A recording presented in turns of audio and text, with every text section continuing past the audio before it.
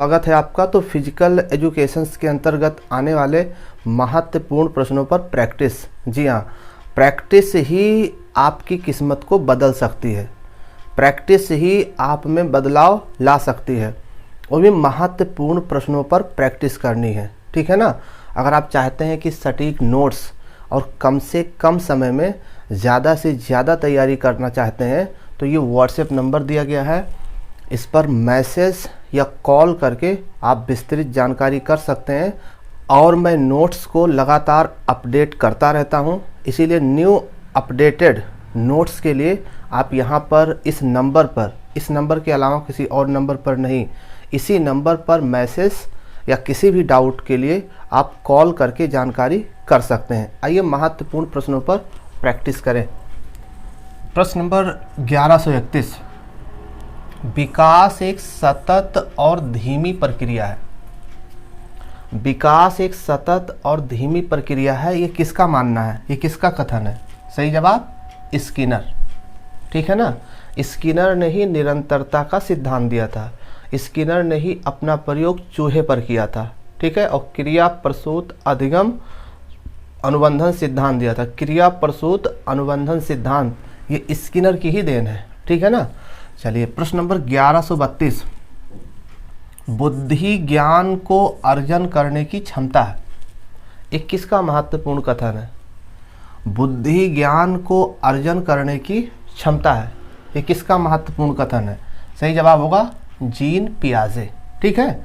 बहुत जल्दीबाजी ना करें, कहीं 10 मिनट के लिए बैठ जाइए और इन महत्वपूर्ण प्रश्नों पर एक बार प्रैक्टिस जरूर कर लीजिए। आप बुक से विस्तृत अध्ययन करते रहिए, लेकिन महत्वपूर्ण प्रश्नों पर प्रैक्टिस करना भी बहुत ज़रूरी है, ठीक। चलिए प्रश्न नंबर 1133, बालक की मूल शक्तियां वंशानुक्रम पर निर्भर है, ये किसका कथन है? बालक की मूल शक्तियां वंशानुक्रम पर निर्भर है, ये किसका कथन है? सही जवाब थॉर्नडाइक, ठीक है ना।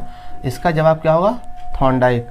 थॉर्नडाइक को अधिगम मनोविज्ञान का जनक भी कहा जाता है, ठीक है ना। और इन्होंने ही सीखने के प्राथमिक और गौड़ नियम दिए और सीखने के कुल 8 नियम बताए। थॉर्नडाइक ने अपना प्रयोग बिल्ली पर किया था। प्रयास और त्रुटि सिद्धांत, प्रयास एवं भूल का सिद्धांत इन्हीं की देन है, ठीक।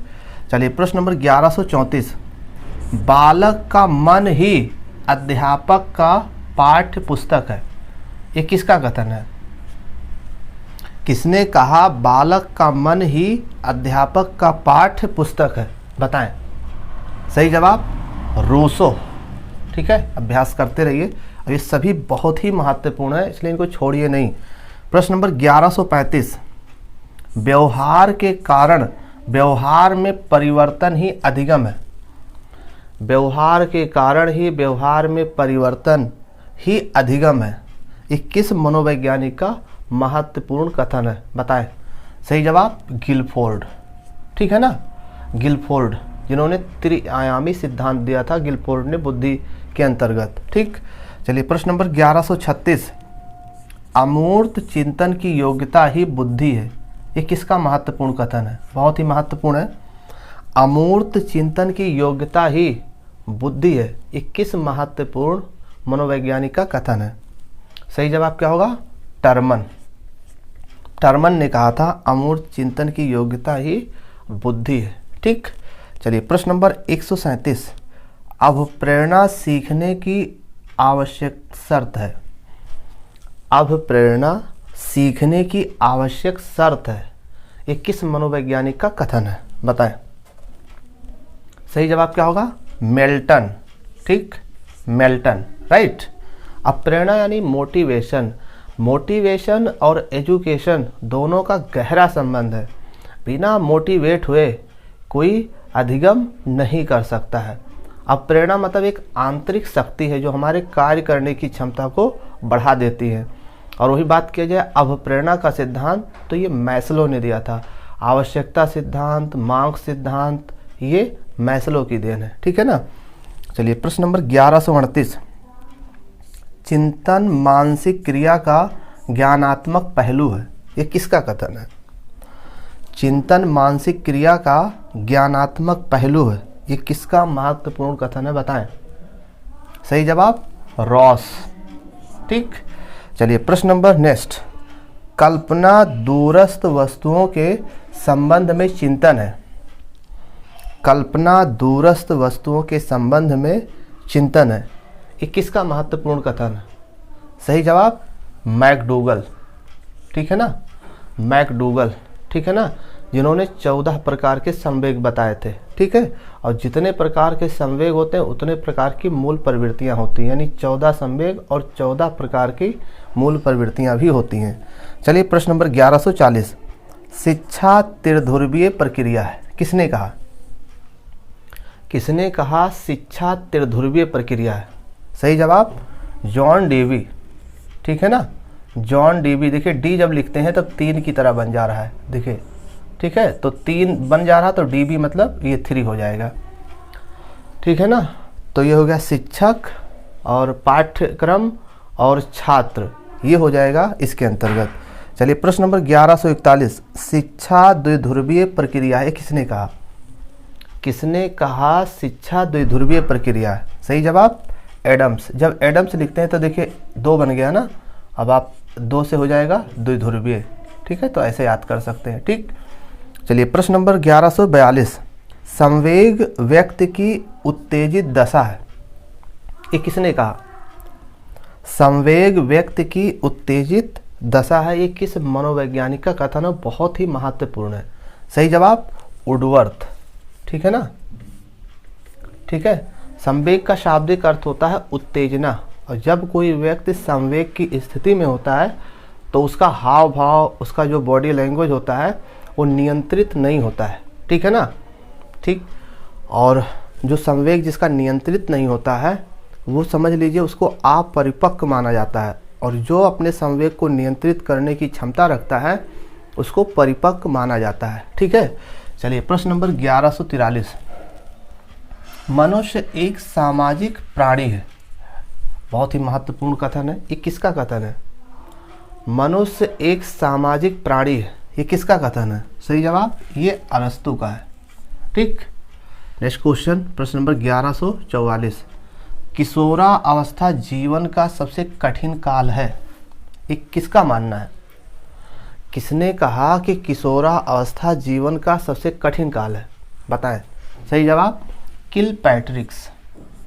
ठीक, इसके अलावा स्टेनले हॉल को आपने सुना होगा, जो एडोलसेंस पुस्तक है उसकी रचना स्टेनले हॉल ने किया था, और स्टेनले हॉल ने एडोलसेंस पुस्तक में किशोरा अवस्था को 4 शब्दों से परिभाषित किया था। संघर्ष, तूफान, तनाव।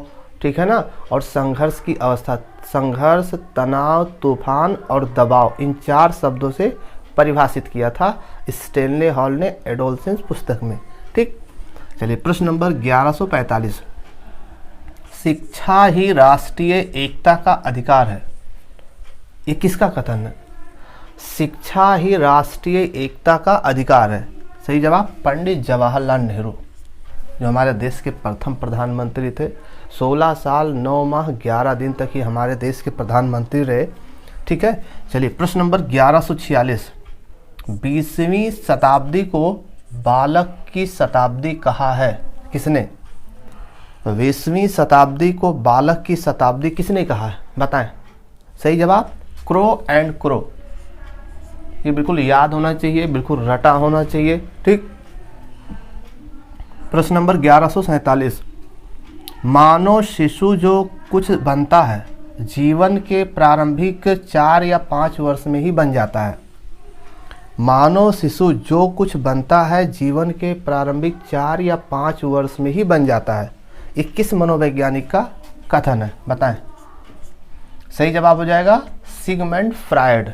ठीक है ना, इदम अहम परम अहम। ठीक है, या मनोविश्लेषणात्मक सिद्धांत, ये किसकी देन है? सिगमंड फ्रायड की ही देन है। ठीक, चलिए प्रश्न नंबर 1148। बुद्धि कार्य करने की एक विधि है, किसने कहा?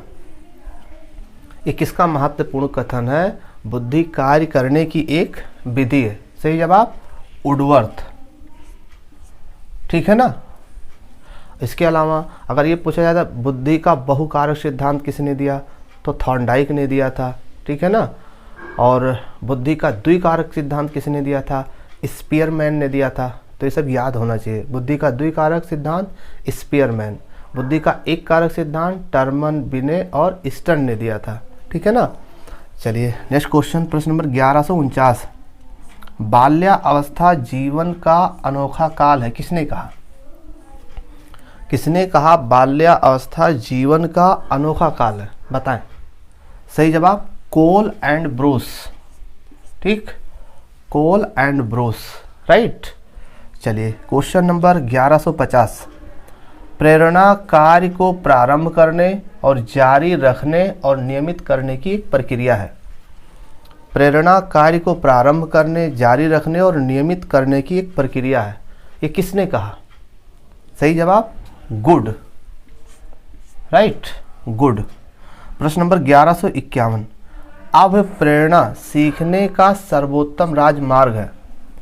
मोटिवेशन या अब प्रेरणा सीखने का सर्वोत्तम राजमार्ग है। अगर कोई व्यक्ति मोटिवेटेड हो जाता है तो उसके कार्य करने की क्षमता या स्पीड बहुत बढ़ जाती है। ये किसने बताया? ये स्किनर का महत्वपूर्ण कथन है, बिल्कुल रटा होना चाहिए। नेक्स्ट क्वेश्चन, प्रश्न नंबर 1152। संवेग 14 प्रकार के बताए, किसने? किस मनोवैज्ञानिक ने संवेग 14 प्रकार के बताए?